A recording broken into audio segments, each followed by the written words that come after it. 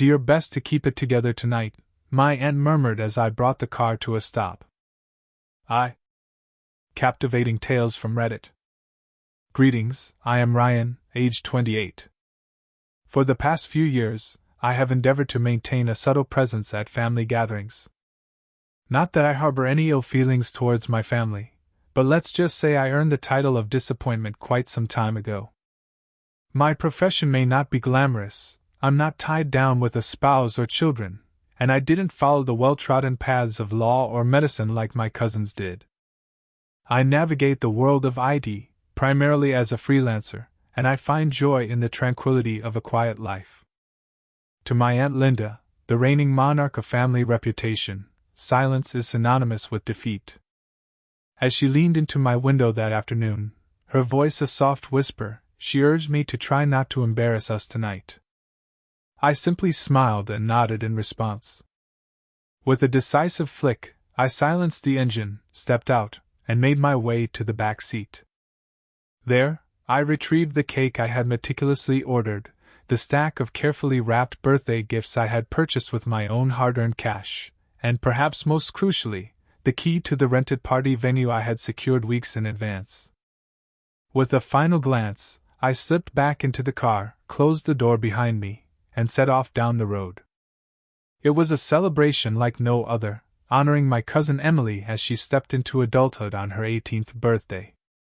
Aunt Linda's youngest, the cherished gem of our family, was the star of the evening. Confident, graceful, strikingly beautiful, and impeccably attired at all times. Emily possessed a genuine sweetness that added layers of complexity to the entire situation. She had turned to me, rather than her mom, to assist in organizing her birthday celebration. She expressed a desire for something laid back, nothing too extravagant. It was an experience that resonated with her, a departure from the usual gala where Aunt Linda showcased her like a prized debutante. In a gentle embrace of planning, I took the reins, securing a charming venue by the lake, where the water would whisper sweet secrets. I sought out her favorite cake from a beloved local bakery, ensuring every bite would bring joy. Gifts, carefully chosen with love, awaited her delight, and I even gathered little Polaroids from her childhood, hanging them like cherished memories around the room, ready to weave a tapestry of nostalgia. It was meant to be a night filled with simplicity and beauty. Yet, the essence of Aunt Linda is that everything revolves solely around her. When I shared with her last week that Emily preferred things to be low-key, she let out a fake laugh and said, "Oh, Ryan, you don't need to cover for her shyness. She will be enchanted by what I have envisioned." I ought to have stood my ground more firmly. At this juncture, I had grown accustomed to being overwhelmed. It was only on the morning of the party that the true meaning of my plans dawned on me, as I received a call from a bewildered caterer inquiring about the setup. It appears that Aunt Linda decided to take matters into her own hands, arranging for a party planner, a photographer, and a DJ as well. Ready to embark on a journey to an entirely new location, a lavish banquet hall situated halfway across town awaits.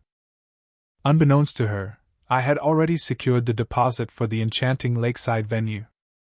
Or perhaps she did, and simply chose not to mind.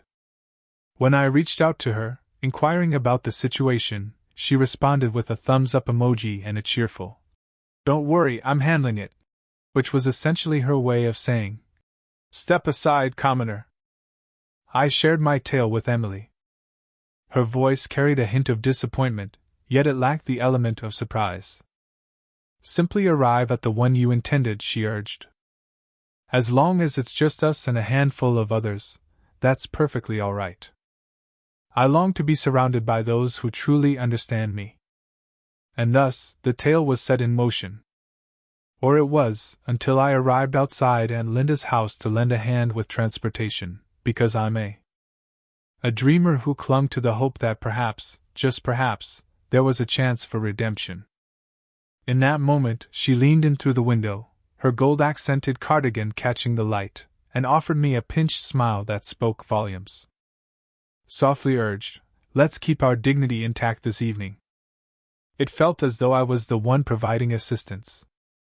All the planning, the money, The effort I had poured into everything up to that moment felt utterly meaningless.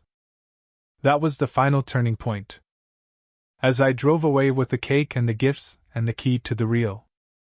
In the midst of the bustling venue, my phone vibrated with a flurry of messages from my mom, inquiring about my whereabouts. I remained silent. With a sense of anticipation, I made my way to the lakeside spot, where I carefully opened the venue and arranged everything just as Emily and I had envisioned in our conversations. Gentle illumination. A wall adorned with photographs. The soft melodies of her favorite music playlist floated gently in the background. A table piled high with small, thoughtful gift bags I had devoted the entire night to crafting. The cake was a sight to behold. Imagine a delightful creation, where vanilla meets luscious strawberry layers, all elegantly frosted in gentle pastels. Adorned with the whimsical script of 18 years of wonderful memories, it tells a sweet tale of celebration. I filled a glass with soda and settled onto the edge of one of the seats, anticipating. Half an hour has slipped away. Then an hour passed. Then, I received the message from Emily. All are gathered, merely lingering in place. What transpired? My stomach plummeted. I reached out to her. No answer. Then I reached out to my mom. She answered the second ring.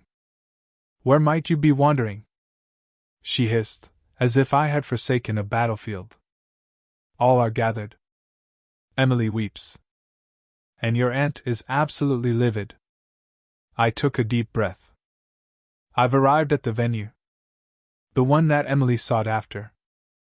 Which place shall we gather? She let out a sharp bark, her nerves already frayed. All are gathered at the Goldview Banquet Center. She had no desire for the Goldview. She expressed a desire for something modest. I secured it weeks ago. She requested that I do so. A moment of silence lingered in the air. A lengthy tale. But you see, that little detail was kept under wraps, wasn't it? Your aunt had an entire tale woven together. Absolutely not. I whispered, my voice softening. She envisioned a grand plan for her future. Not for Emily. I ended the call. My gaze lingered on the phone, time slipping away as the unread messages began to accumulate like forgotten tales waiting to be told. A handful of cousins reached out to see if I was all right. A message from Uncle James inquiring if I was up to my usual antics. At last, a message arrived from Emily. May I visit your abode? I sent her a message with the location of the true venue. 15 minutes passed, and then she stepped through the door. Her makeup bore the marks of a long day, smudged and worn. Her dress exuded a certain rigidity, reminiscent of an ensemble plucked straight from the pages of a glossy fashion magazine. That's not her way in the slightest. With a swift motion, she discarded the heels and effortlessly transitioned into a pair of Converse that awaited her in the depths of her bag. In that moment, she cast her gaze across the room, pausing as if time itself had momentarily halted. Quiet as the night. Absorbing every moment. The cake. The illumination. The melody. The snapshots. Her true childhood, her genuine preferences, echoed in every corner. This is perfect, she said. I gave a nod. My throat felt constricted. Never had I witnessed her tears before, yet now they glistened in her eyes. Then she whispered, My mom's going to be upset. With a hearty chuckle, I found myself in the moment of joy. Indeed, I replied. I understood. The evening still had tales to unfold. Far from it. As Emily sat beside me, her bare feet resting on the ground and cake crumbs dancing in the air under the soft glow of string lights, the rest of the family lingered at the Goldview, where Aunt Linda was igniting thoughts like matches in the depths of her mind. And I understood. It was merely a question of time before the flames found their way to us. And, as fate would have it, the first spark ignited just 10 minutes later. A vehicle arrived. Swift. Then, yet another. I caught a glimpse through the window as Aunt Linda emerged, phone glued to her ear, her eyes sweeping the venue with the keen intensity of a hawk. Emily stood still next to me, her eyes wide with anticipation. She leaned in closer and whispered, following my every move. I rose to my feet. The stage was set for chaos. Yet I held no regrets. Not at this moment. It was only when Aunt Linda stepped through that door, her expression a tempest capable of tearing a soul asunder, that everything changed. And trailing behind her, shuffling along, were my mom, my uncle, and a handful of other relatives, each wearing that unmistakable expression. The one who exclaimed, "How dare you create a spectacle," even though I had not caused a single stir. However. And then, Aunt Linda began to weave her tale. And the entire night transformed. Her journey began not with a scream. But that path would have been far too simple, far too clear. Aunt Linda was the kind of tyrant who simmered gently, building her influence like a pot on the stove, gradually reaching a boil. The kind that grinned widely, yet her eyes remained distant and unyielding. She entered with her impeccably manicured hands gracefully folded in front of her clutch bag and said, in a voice smooth and rich like butter left out too long, "There you are." I remained silent. There I was, a mere presence, standing between her and Emily. So this is the place you've wandered to?" she inquired, glancing over at Emily. "Slipping away in the midst of your own celebration, too. What about this?" Her gaze danced around the room, absorbing the handwritten banners, the neatly pressed tablecloth, and the Polaroids capturing Emily on a tricycle or donning a carrot costume for Halloween. The images caused her to stop in her tracks. Only for a fleeting moment. Then she seamlessly returned to her character. "Guests were eagerly awaiting your arrival, Emily. Significant individuals. Supporters from your gym. There stood the photographer from Voyage Weekly." "I didn't invite them," Emily declared. Gently. "You did. What could they possibly believe when the birthday girl vanished into thin air?" Emily cast her gaze downward.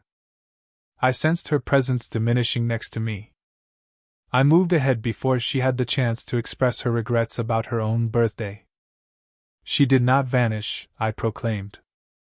"She arrived at the gathering she truly desired to attend." That chipped the facade just a touch. Aunt Linda's jaw tightened with unspoken tension. "Pray, allow me a moment." This, I indicated with a sweep of my hand, was the vision from the very beginning. Emily shared her desires with me. She yearned for more than just being a mere product launch. She yearned for a celebration of her birth. From the shadows that lingered behind her, Uncle James whispered, "Ryan, this isn't the moment." I replied, "The moment has arrived." In that moment, her smile slipped away. "You self-righteous little..." Aunt Linda paused, realizing her misstep. She softened her voice once more. "Are you truly aware of the consequences of your actions? I had vendors, Ryan. Agreements. Kindly respond to the invitation. Once upon a time, there existed a sushi bar. A vibrant ensemble of musicians, weaving melodies together in perfect harmony. I found myself in the position of having to return deposits. She had no desire for a sushi bar. I responded with a swift retort. She envisioned a delightful chocolate cake adorned with pink frosting, featuring charming images of herself alongside her beloved cat. And so it is. That is precisely what she requested. Yet your ears were closed to my words. I spotted my mother in the rear, her eyes wide with wonder, gripping her purse as if it were about to take flight. A handful of cousins lingered uneasily by the entrance. One among them had begun to capture the unfolding scene on film. Indeed. With a determined stride, Emily moved ahead. I mentioned that I wasn't looking for anything extravagant, Mom. Aunt Linda cast her gaze upon her. You mentioned that. Yet your words lack sincerity. You possess a quiet demeanor. At times, you may not realize what truly serves your best interests. And that's perfectly fine. That is the reason I take the reins of decision-making. You hold the reins of your own destiny, Emily declared. Her voice trembled. Yet she remained steadfast. You desired that celebration. You desired the one behind the lens. You wished for all to witness the flawless version of me. The stillness that ensued struck with the force of a sharp blow. Aunt Linda appeared as though she had taken a heavy blow to the stomach, yet she was making an effort to maintain her composure. With a quiver in her breath, she faced me once more. From your teenage years, envy has woven itself into your feelings towards this family. It seemed you simply couldn't bear to witness us achieving something good. There it was. There were countless thoughts swirling in my mind, each one eager to be expressed. That I wasn't envious. I found myself utterly drained. Since I was old enough to stop believing that college would magically fix everything, I had been dismissed, mocked, and treated like a cautionary tale at every Thanksgiving table. In my own way, I poured my resources, my time, and my very soul into creating something tangible for Emily, not for the sake of recognition, but because she truly deserved it. Yet my gaze shifted to Emily. She cast a glance back at me. And then she turned to the room full of family, still lingering in the half-shadow of the doorway. I'm staying here, she declared. You are not, Aunt Linda snapped. We have a plan in place. Absolutely not. You do, Emily said. Her voice resonated with newfound power. At the age of 18. Do you recall? Grown up and all that entails? You shared the tale with all. You shared it online with 3 exclamation points. My mother inhaled sharply. A soft chuckle was suppressed. Aunt Linda approached her, yet Emily shifted closer to me. And that was the moment, a turning point in the tale. The sound of a lock engaging. The boundary drawn in the sand. A sensation stirred deep within my chest. That exhilarating rush you feel when the unexpected hero begins to rise up. I endeavored to allow you to follow your own path, Emily persisted. Upon my form, the dress was adorned. A smile graced my lips. I engaged in pleasant interactions. Yet you managed to turn my birthday into a tale centered around yourself. And so I took my leave. Well, to be completely candid, it feels as though a long-awaited breath has finally graced my lungs after years of yearning. Aunt Linda stood still, caught in a moment of surprise. She trembled. Not with sorrow. Yet with a blaze of passion. A tempest of rage brews when one finds themselves powerless to shape the tale. Do you truly believe this is what freedom looks like? She let out a sharp hiss. This is a figment of imagination. You are discarding all that I have crafted for you. All that I gave up. For what purpose? For him. She gestured towards me as if I were nothing more than a casualty on the road. Ryan absorbed every word, Emily stated with ease. That's certainly a sentiment I can't attribute to anyone else. Silence enveloped the scene once more. Dense, adhesive stillness. The gentle hum of the string lights above us created an almost magical atmosphere. Then, Aunt Linda let out a hearty laugh. A quick, crisp sound echoed through the air. Mark my words, this decision will haunt you. Both of you. With a fierce determination, she pivoted and marched away. A handful of relatives trailed behind her. Some remained motionless, caught in uncertainty about which team to join. My mom paused for a heartbeat longer, then exhaled softly and departed with a subtle shake of her head, murmuring something about the intricacies of family drama under her breath. And then it was just the two of us once more. Myself. Once upon a time, there was a girl named Emily. And a chamber brimming with genuine, unrefined, flawed recollections. She settled beside me, lifting a forkful of cake with a sense of anticipation. She will pursue you with relentless intensity. Are you aware of that?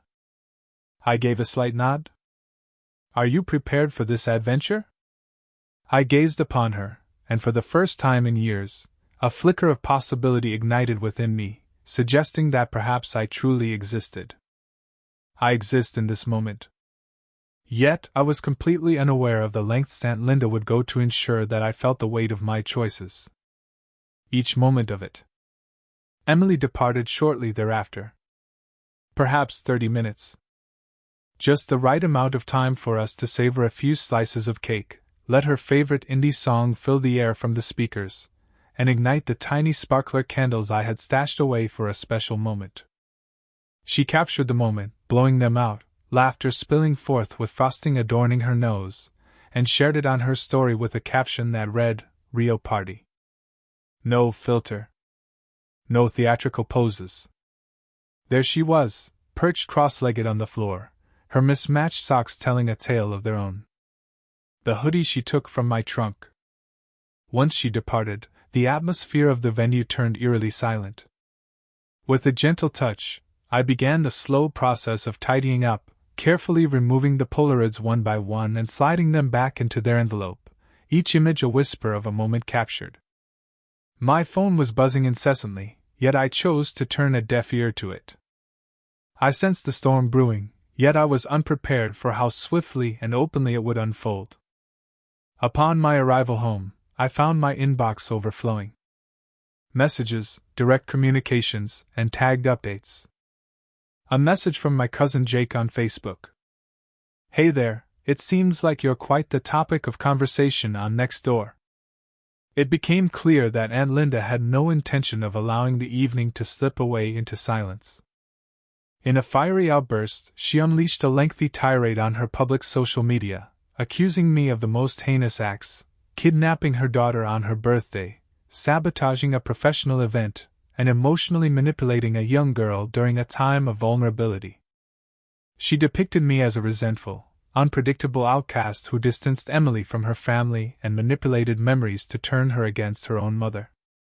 She shared images from the banquet hall, showcasing vacant chairs, untouched dishes, and her standing beside the DJ, a look of distress etched on her face.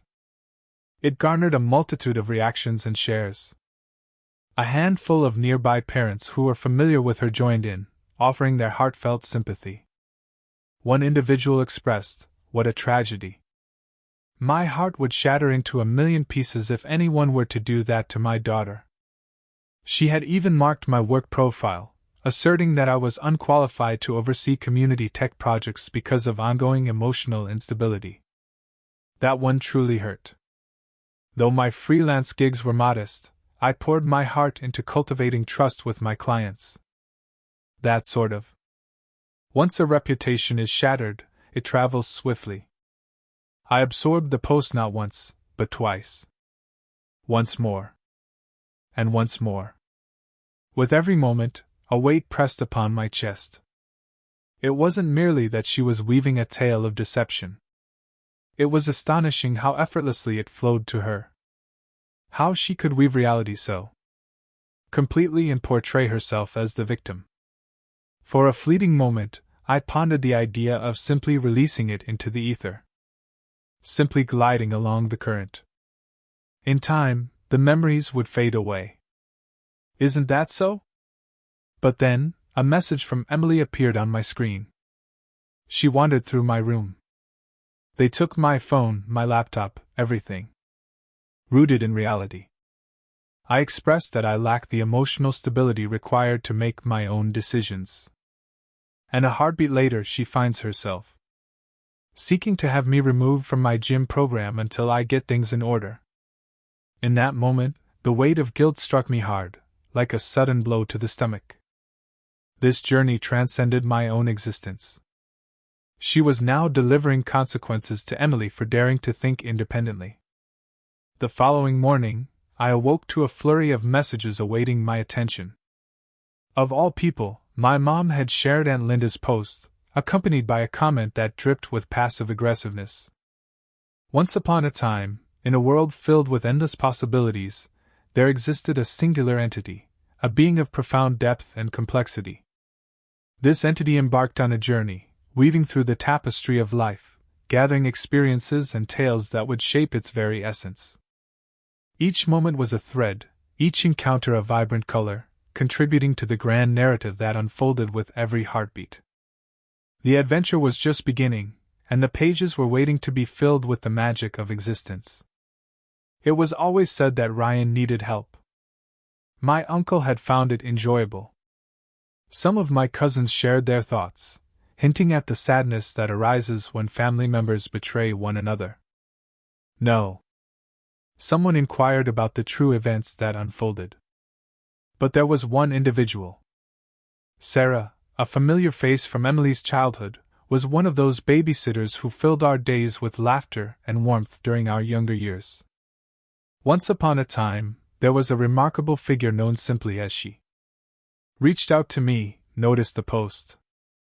That doesn't quite resonate with your essence. What's the true tale? I shared with her the images. The true ones. The cake. The embellishments. Emily chuckled with delight. I am gentle and filled with joy. Then I shared with her the screenshots of Emily requesting to come over to my place. Of her expressing her gratitude towards me.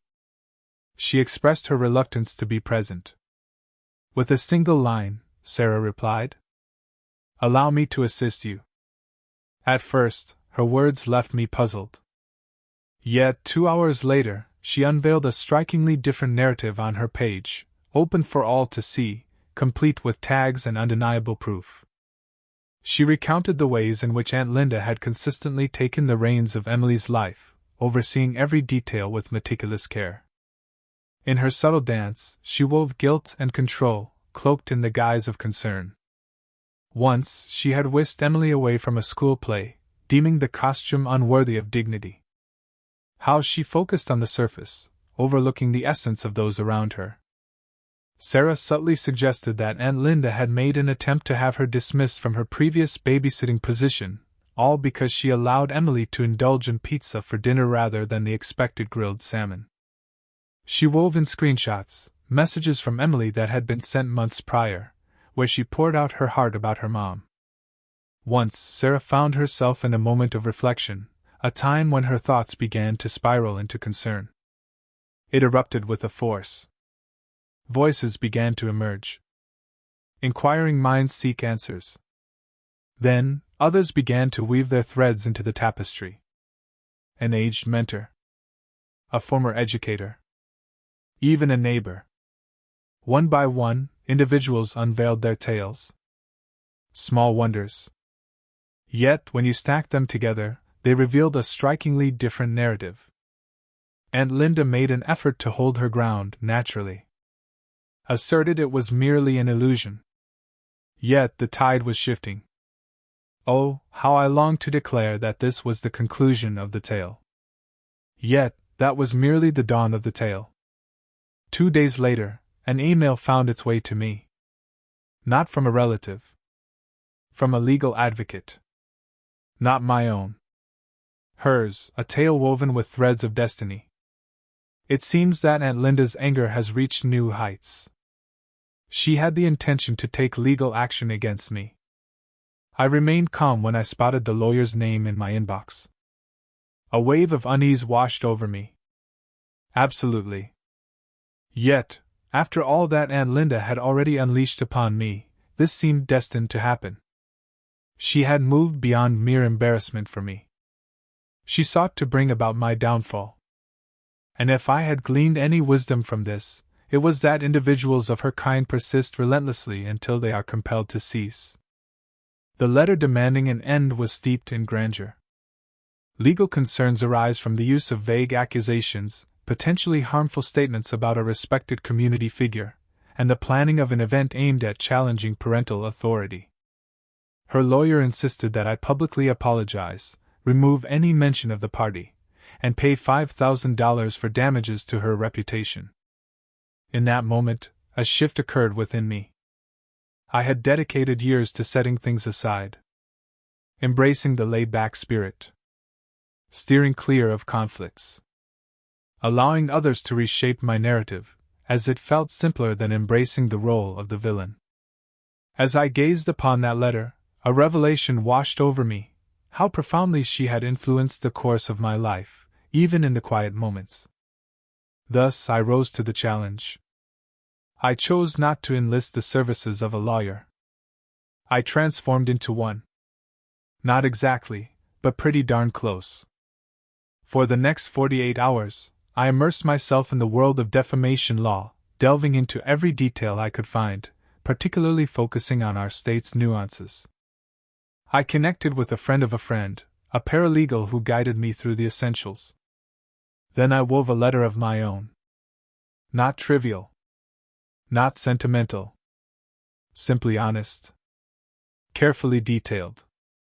I meticulously unraveled each assertion in her cease and desist, countering with evidence, receipts, screenshots, timestamps, and accounts from those who had been present that night.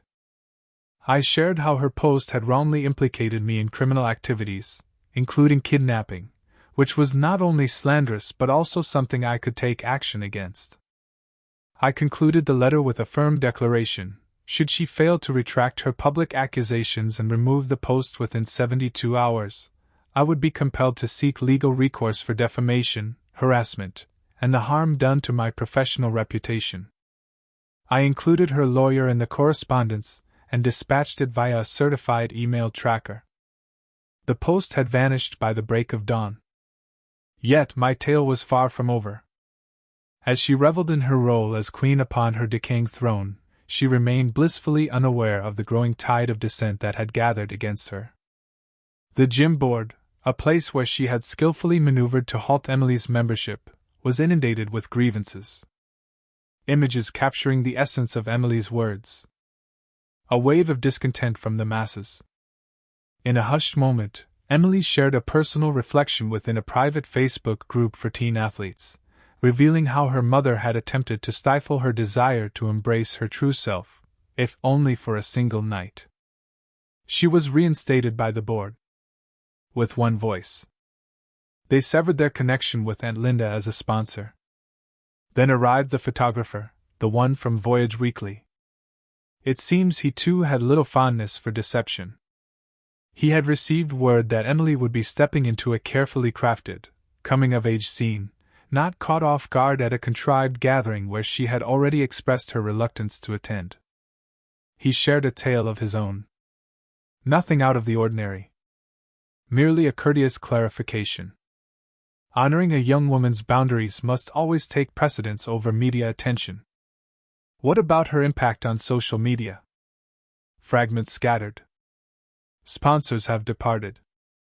Companions drifted apart. Individuals cherished every small instance. The meticulous oversight. The weight of remorse hangs heavy. The whispers on the side. And began to notice a recurring theme.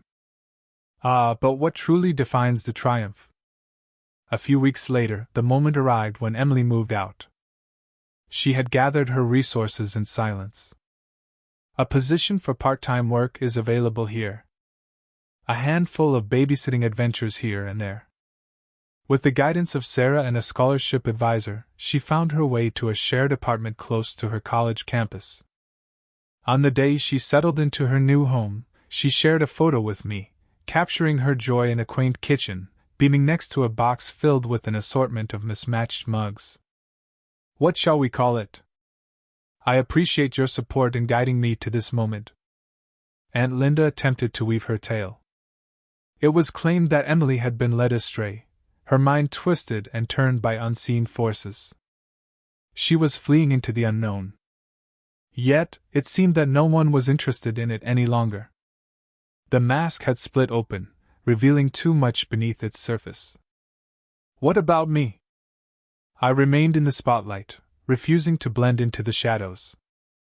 New freelance gigs have come my way, and they're bigger than before, all thanks to those who appreciated my strength in standing up for myself. A few clients witnessed the unfolding drama and genuinely appreciated the way I managed it. It was said to reflect a strong sense of integrity. One even remarked on my surprisingly polished demeanor for someone dressed in jeans. Imagine that. The most delightful aspect? The upcoming family gathering would take place at my cousin Jake's wedding. I entered, my head held high. Silence reigns. No uncomfortable stares. Aunt Linda remained silent, her lips sealed tight. I averted my gaze, feeling a warmth in my cheeks, as I embraced Emily and presented her with a small framed keepsake of her sparkling birthday photo. Words were unnecessary between us. With a gentle smile, she tucked it under her arm and leaned in to whisper, "You know, she still believes you ruined her party." A smile spread across my face. "I did not bring about its downfall," I asserted. "I rescued the true one." And for once, I felt a sense of belonging, no longer the shadow of disappointment in my family's eyes. In that moment, I sensed I was the sole individual who had truly accomplished something worthwhile.